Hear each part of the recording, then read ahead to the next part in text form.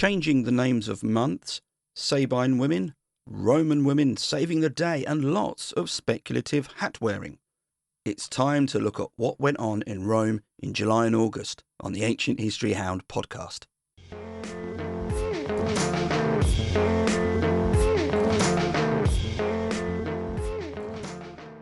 Hi and welcome. My name's Neil, and it's been a while since I did an episode on the Roman Festival mini-series. Apologies for the delay, but I wanted to vary things up a bit. If you're new to this, or simply to refresh your memory, as it has been a while, I've been discussing religious festivals and the events in each month which took place in ancient Rome around the early imperial period. For those returning listeners, you'll recall there's plenty of head-scratching, not just by us in the modern period, but even by those Romans who weren't always sure what the origins of a festival were, but often they seemed quite happy just getting on with it. This speaks to a main point I've referred to quite often in these episodes. Rome didn't start forming its own history till around the 3rd century BC. In the first centuries BC and AD, we've got lots of speculation about how Rome came to be what it was, and this includes the religious events which often linked to the foggy past. This means that sources we use are often speculating, and in a weird way it's quite fun to see how Rome took archaic elements of its culture and tried to make them coherent and fit the narratives of their day. This is certainly a relevant theme in this episode, which again focuses on the months of July and August. If you want to find me, I'm on X, Instagram, TikTok, Blue Sky as Ancient Blogger. There's also my YouTube channel, Ancient Blogger, which also has this podcast. And then there's the Ancient History Hound subreddit. Again, all of these are full of ancient history content. If you can rate and review this podcast, it really helps, or just mention it to someone you might think would like it. You can get in touch and say hi on those social media sites, or go old school and email me on ancientblogger@hotmail.com. Right then, let's get to it. I begin with July and its name. The original name for this month was Quintilis, translating as the 5th month. This was the 5th month if you begin with March as the first one, and I've covered this aspect of the calendar in January's episode. In short, it was thought that at one time Rome began the year in March, but by the time we're looking at, namely the early imperial period, the year began in January and had done for some time. Quintilis stopped being used as the name of the month after the assassination of Julius Caesar, where it was changed to Julius to commemorate him, and hence why we have July. The first couple of events in July are as intriguing as they are confusing. There's even suggestion that they were linked, which I will come to. I'll begin then with the, and apologies for my pronunciation, the Poplifugia, which took place on the 5th of that month. The Poplifugia translates as something along the lines of the flights of the people. It's a curious thing made more so by the mythology behind it. What exactly the people were fleeing from and why wasn't clearly understood by the later Roman writers, which suggests that this may have been a very old ritual. However, it was linked with a less well-known event in the life of Romulus, namely his death. I covered Romulus in the first episode in my mini-series on the Roman kings. Romulus's rise to power through the killing of his brother is one of the more dramatic and curious foundation myths. If you've listened to the episode about April, you might recall how Ovid's account of the fallout between the two included a variation in which Romulus wasn't directly at fault with what happened to his brother. His death was also as dramatic as it was controversial. The sources vary on some of the specifics, but the general narrative was that Romulus was in the Campus Martius, or the Field of Mars. This was outside the city, and at the time an area of land which frequently flooded and was marshy at best. While he was there either addressing the troops or sacrificing, black clouds suddenly gathered and a heavy storm broke out. In the confusion, the people there scattered, and when they returned, Romulus was gone. Eyes soon turned toward the senators and nobles. There had been a fair amount of political tension, and the people suspected that Romulus had been killed by them. This is a possibility which some of the sources imply was actually very, very likely. The mood turned sour, and perhaps a revolt was set to take place, until a noble called Julius Proculus spoke to the masses. Again, depending on the source, he either stated that he'd seen Romulus ascend to the heavens, or had met the spirit of Romulus, who reassured him that he'd been taken up to the heavens, and that the people should, just calm down and carry on. Yeah, I was thinking exactly the same. The Popolivugia was linked to this event, the flight of the people mirroring the panic of the moment. We know little about the ritual, save that it seemed to involve citizens going out to the area that this had occurred in, which was at that time near the Carmental Gate, or Porta Carmentalis. As they exited the gate, they shouted random names of people, again possibly reflecting the confusion with people trying to call to each other during that storm. Though we have the caveat of not knowing much about the ritual, this does feel as if there may have been an older one, and that the event involving Romulus' death was then grafted onto it at a later point. And I would stick a pin in that, because it's going to be a recurring theme. This and the next event also celebrate events in Rome's history, as opposed to focusing on a deity, though one would certainly have been involved. The next event, possibly a festival, includes some of those points I've made. This is referred to by a few names, the Ancillarum Ferae, the Feast of the Serving Women, or sometimes the Nonnae Capitonae, and this took place on the 7th of July. The story behind this again has different versions. Plutarch offers a few in his Life of Camillus. It's set in the early 4th century BC, when Rome has been sacked by Gauls and was in a weakened state. Its nearby enemies, the Latins, took advantage and camped nearby. They demanded that Rome send its unmarried noblewomen to them to marry their men. However, it was plain to see that this was to secure hostages and also undermine Roman society as well as humiliate it. But how could Rome get itself out of this predicament? Step forward a maidservant with a plan. She's named as either Philotis or Titula, and she suggested that herself and some other maids would disguise themselves as noble women. They would be dressed in finery and sent to the camp. Rome agreed, but that wasn't just it. Again, there are a couple of versions of what happened next. In one, the maids hid the weapons the soldiers had in their camp, and in another, they just got the soldiers drunk, which seems a pretty easy thing to do. Philotis then climbed a very tall fig tree nearby and lit a torch, which signalled a Roman force to sally out of the city and safely attack and defeat the incapacitated Latins. For this great service, Philotis and the maids were awarded dowries so they could marry. The festival which celebrated this contained elements of the historical event. Most notably, it had maidservants, slaves or the lower classes at the centre of it all. These wore fine clothing and engaged in a mock battle with each other before free-born women were allowed to join them. What followed was a feast under a fig tree and a sacrifice to Juno Capritona, this being the association Juno had as a fertility goddess, where she was associated with goats and the fig tree. The scant information we have for this festival has made it ripe for questioning. How many women participated? Where exactly did this take place? Neither question can be answered with much detail, though two interesting arguments are made as to the relationship it had with the Popolivugia and what its origins really were. In terms of the Popolivugia, one argument is that this took place almost in tandem with it, possibly on the same day. The second argument posits that originally this, and perhaps the Popolivugia, had a different original purpose: to invoke rain.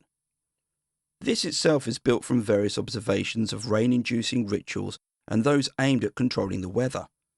Climbing above a tree with a torch, a sacrifice made in a marshy place, and involving a storm can all knit together. Even the activities of the women.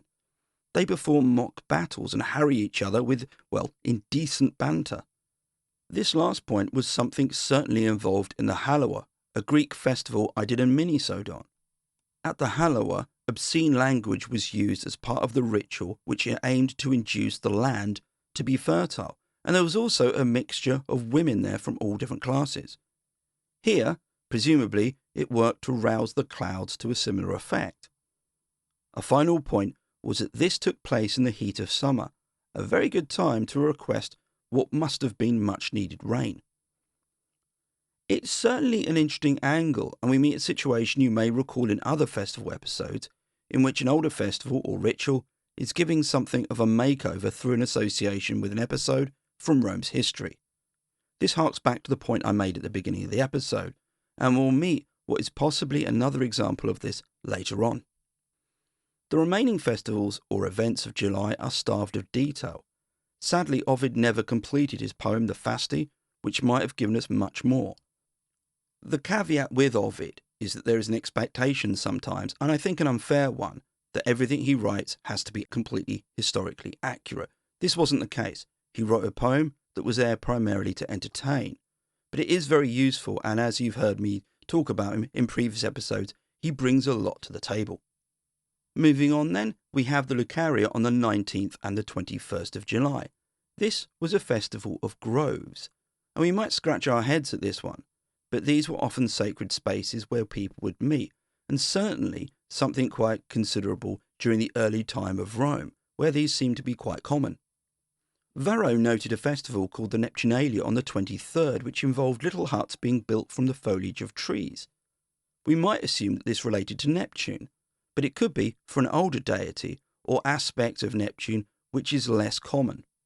On the 25th we have the Farinalia. Exactly who this for wasn't clear, possibly a nymph called Farina who was linked to the Etruscans, but what's most curious is that there was a flamen for her. Flamens were a type of senior priest, and as such she must have been important. Varro, a source from the 1st century BC, noted that she was barely known in his time. The site for her worship was built over in the mid-1st century AD and replaced by a shrine to Jupiter. That itself is a reminder that Rome could change its religious priorities. We can easily fall into a trap of thinking of Rome as being stuck in its ways, yet, when it came to religion, it was more elastic than you might think. I wonder how many deities with links to Etruscans, Sabines and other peoples once had spaces and worship in Rome, which were eventually forgotten and replaced. The month of August, much like July, had a name change in honour of a famous Roman. Originally it had been known as Sextilis, the 6th month. In 8 BC, the Senate renamed it August in honour of the then first Roman emperor. The choice of month, as Suetonius recorded, was because this month was when he had won his first consulship and his most memorable victories. Much of what I want to discuss occurred in the latter part of the month, and we begin on the 17th with the Portinalia. There's scant information on this. Varro simply wrote that this was in honour of Portunus, whom a temple was built to at the port of the Tiber in his day. That there was a port in Rome might surprise you, but it's argued that early Rome had a port infrastructure. Where this port was based is debated, and it links to a point I made when guesting on the Partial Historians podcast, and also on the YouTube video I did on the Tiber in my recent trip to Rome, and you can find that on YouTube. Head over there and watch me walking around trying to look like I know what I'm doing. In that video, I made a point which I'll make now, and it relates to the older course of the Tiber, which it's argued was around 100 metres east of where it is today. In this landscape, the port likely stood to where the Sant Omobono sanctuary is located. And again, you can see me gesticulating towards this on that video on YouTube. The short of all of this was that the riverfront was vastly different in early Rome and changed during the Republican period. The port would have changed along with this, particularly when the course of the Tiber slowly moved westwards due to the silting. My final festival is one which echoes the theme of Romans in the early imperial period not really knowing the origins to something they celebrated, and though it incorporates Romans being really nice to animals, which is a nice change of things, it also incorporates Romans being particularly horrible in another way. On the 21st of August, the Consualia was celebrated at the Circus Maximus. The deity involved was Consus, and there's not a great deal known about him. It's argued that he was a god of secrecy amongst other things, and the altar to him at the Circus Maximus embodies this. It was said that it was located under the southeastern turning post, a subterranean altar which was uncovered twice a year, once on this day and later again in December. Academics have wondered if there was an association he had with the storage of grain, which may have been stored in this fashion, and there is a link to agriculture as well, which I'll come to later. It wasn't just Consus as a deity who was involved here, though. Neptune featured as well, with horse races to him. Horses, donkeys and asses were also celebrated. They were given the day off and garlanded with flowers. Very nice. animals being treated nicely and even wearing some quite nice flowers, horse races, and doubtless a fair bit of drinking. It sounds like a pretty good festival, except there was a particularly nasty association. Livy's account of the Consualia was that it was created by Romulus as a prelude to a famous, or rather infamous, event in Rome's early history, which involved the Sabine women. An interesting portrayal of the early Romans is given by Livy, and it's not that endearing. Romulus, noting that Rome needed more people, put out the word to attract new inhabitants. These were, as Livy described, a motley bunch, composed of freedmen, slaves, and runaways. Livy went further to point out how these men and others lacked wives, and when Romulus sent delegations out to nearby tribes to ask if they would be interested in marriage, the answer repeatedly returned was a firm no. Romulus formulated a plan in which he'd invite tribes to a festival, the newly created Consualia, and at this event a signal was given, and the trap was sprung. The Sabine women who were present and unmarried were abducted by Romans and kept as wives. Intriguingly, Dionysius of Halicarnassus added how this was explained by Romulus as a Greek custom, and one which was honourable. He also gave a figure of 683 brides taken. Needless to say, the Sabines were not impressed, and this led to war between the Sabines and the Romans. Earlier I commented on how Rome was apt at giving a festival something of a makeover by which it could make sense of what had likely been forgotten, and again here by association with an episode from its past. With the Poplofugia there was a sense of something else as the origin story for the festival, rather than, shall we say, Romulus's disappearance. Here we can point to more distinguishable elements and indulge in some speculation. To begin with, we've got two things going on which seem separate. The first is a festival for Neptune, which involved horses, and the second for Consus, which involved his underground altar. What links them together, though, is the space in which they occurred, the Circus Maximus. This was a logical place for horse races. In early Rome, it was one of the few easily used flat pieces of ground available. Prior to the Circus Maximus being established, and I say not built because in reality there wasn't much building that went on, it was the drainage and levelling of a piece of land. But it's argued that this land was used for agriculture prior to it all. If so, then this would link in with Consus, who had an association with the harvesting and planting of crops. With a suitably large speculative hat on, you could argue that this space in Rome had been the site of worship for Consus quite early on. When the area was cleared and drained, it then became the Circus Maximus, and hence the horse races for Neptune which were held there. The area being associated with Consus was still a thing though, and this in some way was folded in with the horse racing to create a single festival or single event in which both deities were worshipped. Here I want to bring in Dionysius of Halicarnassus for something I referenced earlier that he said about the abductions of the Sabine women somehow being honourable, and for a comment he makes about the festival to Neptune. In this, he mentions that there was a Greek version or something similar called the Hippocratea.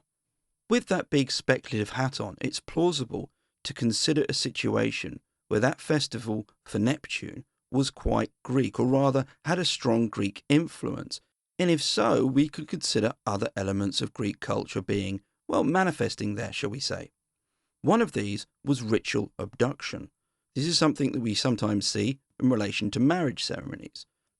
As such, is it possible that the early festival for Neptune, which occurred at the Circus Maximus, had some element of ritual abduction within it, and this later manifested in a much more sinister story which involved the Sabine women? The Romans of the time of the early imperial period, and perhaps even earlier when Fabius Pictor was writing his History of Rome in the late 3rd century BC, understood the Consualia as a singular event, even if it did have these differing constituent elements. In a narrative context then, having Romulus found the festival as that single event made sense. It made it all understandable. However, there is another element to all of this which needs a bit more explanation, and that is why the Sabines were involved in the first place. I came across a very interesting argument in relation to this, but annoyingly, didn't note it for reference, so apologies for that. But the general premise was that the reason the Sabines were involved was due to their involvement with Rome in the early 3rd century BC. It was around this time that Rome conquered the Sabines. Why is this relevant? Well, it's argued that it's in the 3rd century BC where Rome starts to form much of its early history, including the work of Fabius Pictor, which I mentioned earlier. The inclusion of the Sabines is argued therefore as resulting from topicality. These were a people who Rome had been fighting and who eventually conquered, all within recent cultural memory. This is pretty much what happens with the Sabines and Rome under Romulus. That is to say, the two fight, and eventually the Sabines agree to unite with Rome and even settle on the Capitoline Hill. In short, Rome subdues the Sabines. I also think it's worth harking back to that idea of ritual abduction, because this makes sense of something. This gives us why it all kicked off, because there was some form of ritual abduction in an earlier ceremony or festival, which Rome later created a myth from. They literally abducted the Sabine women. Yes, of course, my head is heavy with that hat of speculation, but what this does is try to explain all those elements that seem to be orbiting each other. There seem to be connections there. We have an early festival which may have had a strong Greek influence. If so, it could have been that ritual abduction formed part of the festival. We also have horse races.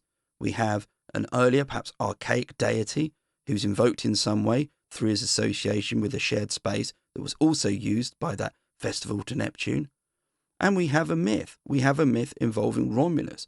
Romulus founds the Consualia as a way of explaining how this is only ever a single event. And within that myth, you have the ritual abduction, which was made frighteningly more realistic. And finally, you have the defeat and absorption of the Sabines, a people who Rome had been encountering and recently conquered in the 3rd century BC. Again, if we accept the idea that Rome's forming its history around this time, it makes some sense of what's going on here. And I'd be keen to know what you think about it. The Consualia is therefore a fascinating case study which gives us, as you've experienced, lots of opportunity for speculation, but also to try and understand how Romans understood themselves, and that is to say, how they understood their ancient or mythical past, and also reconciled that with current events or things which had occurred far more recently. Now, I'm going to take off my speculative hat and have a nice cup of tea. As you've probably worked out, I've come to the end of the episode.